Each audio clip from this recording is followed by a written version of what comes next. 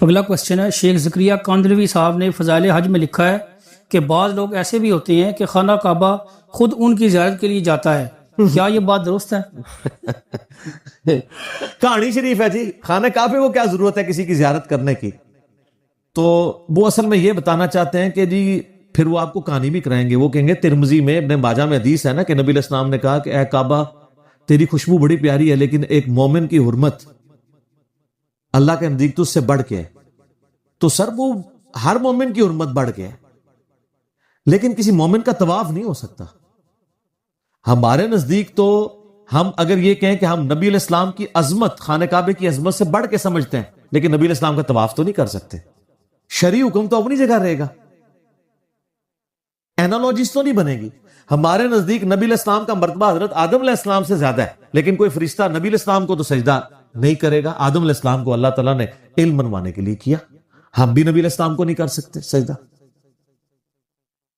تو اس طریقے سے یہ بھی یعنی کہانیاں مشہور کی ہوئی انہوں نے، عجیب و غریب قسم کی باتیں مشہور کر دیتے ہیں اور بس وہ آپ کو ٹرک کی بتی کے پیچھے لگا دیتے ہیں، آپ لگے رہیں. اس طریقے سے کبھی دین ثابت نہیں ہوتا. کون سی بات پوچھ رہے تھے وہ یہ کہہ رہے تھے کہ فضائل حج میں لکھا ہے کہ خانہ کعبہ زیارت کو آتا ہے، سب نہیں آتا. میں یہ کتابوں کا خدا اور ہے، بابوں کا خدا اور. میں آپ کو کتابی بات بتاتا ہوں، بخاری میں موجود ہے پوری صلح حدیبیہ والی حدیث. آپ پتہ نبی علیہ السلام کو مشرکین عرب نے مکہ جانے سے روک دیا تو نبی علیہ السلام حدیبیہ کے موقع پر معاہدہ ہوا. صحابہ کرام اتنے غمگین تھے کہ نبی علیہ السلام نے 3 دفعہ فرمایا کہ احرام اتار کے اپنے قربانی کے جانور یہیں ذبح کرو اور احرام کھول دو، ہم اگلے سال معاہدے کے مطابق آئیں گے. صحابہ کرام نہیں کھول رہے. ام سلمہ کے پاس نبی علیہ السلام خیمے میں گئے اور کہا کہ میں نے مطلب ان کو کہہ رہا ہوں یہ میری بات ہی نہیں مان رہے. یہ بخاری شریف ہے، مولانا شریف نہیں. صحابہ کرام کو قلق ہی اتنا تھا تو حضور کے ساتھ لانڈ میں وہ ایسا کر رہے تھے، حضور کو سختی سے نہیں کہہ رہے تھے لیکن ماننا تو چاہیے تھا. ام سلمہ نے کہا یا رسول اللہ چھوڑ دیں، آپ اپنا جانور قربان کریں، اپنا احرام کھول دیں، یہ دیکھیں سارے کیسے کرتے ہیں. ہائے ہائے ہائے. اور ایسے ہی ہوا، حضور علیہ السلام نے کیا، ساروں نے پہلے ایک اٹھا، دوسرا 1400 کے 1400 نے یہ کیا. صحابہ کرام اشک بار آنکھوں سے کہ ہم کعبے کو دیکھ نہیں پائے. 6 سال کے بعد موقع آ رہا تھا کعبے کی زیارت کا، اور وہ صرف کعبہ نہیں تھا، ان کے لیے آبائی وطن بھی تھا، وطن اصلی بھی تھا. تو سر ادھر تو ہونا چاہیے تھا. جیسے ہی صحابہ کی آنکھوں میں آنسو آئے، کعبہ خود اڑتا ہوا طواف کرنے کے لیے آ گیا. سر کعبے کا یہ حق تھا کہ رسول اللہ کا طواف کرتا آ کے. تواڈے بابیاں نو کسی نے کھنگن نہیں دینا. تسی کہندے ہو جی طواف کردا ہے، زیارت کو آتا ہے کھیت مٹی. جھوٹ مار دیو، سب جھوٹ ہے. اب ظلم یہ ہے کہ یہ بندہ اپنے آپ کو شیخ الحدیث کہتا تھا. یہ کس حدیث سے اس نے یہ کہانی نکالی جو فضائل حج میں ڈالی ہے؟ تو پھر مجھے یہ کہنے کا تو حق ہے نا، مرنے سے پہلے اے مسلمان کر لے اس پہ غور. کتابوں کا خدا اور ہے، بابوں کا خدا اور. یہ تو کہانی چھوٹی، اس تو بڑی کہانی کشف مجوب میں لکھی ہوئی ہے کہ بازید بستامی جب حج کو گئے تو کعبہ ہی غائب تھا. وہ کہتے نہیں، وہ کہنے کا مقصد ہے کہ کعبے کی عمارت تھی، اندروں روح نکل گئی سی. اچھا کہتے ہیں میرا حج نہیں ہوا.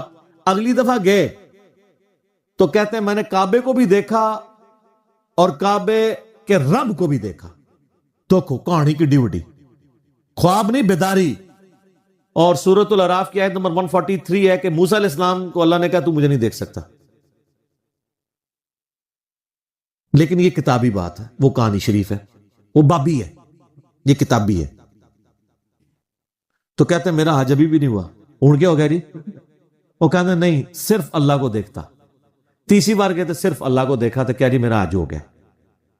اور تذکرۃ الاولیاء میں لکھا ہے کہ مجھے اللہ نے معراج کرائی حتیٰ کہ میں عرش تک جا پہنچا اور اللہ کا مشاہدہ کیا. اتنی کہانیاں لکھی ہیں، سب کہانیاں سر چھوڑ دیں، مرنے سے پہلے غور کر لیں کہ وہ دین جو علم وحی کے ذریعے آپ کو دیا گیا ہے وہ اور ہے، اور جو بابوں نے دیا ہے وہ اور ہے. مجھے بتائیں کہ دودھ بھینس کے نیچے سے، گائے کے نیچے سے خالص ملتا ہے یا گوالے سے؟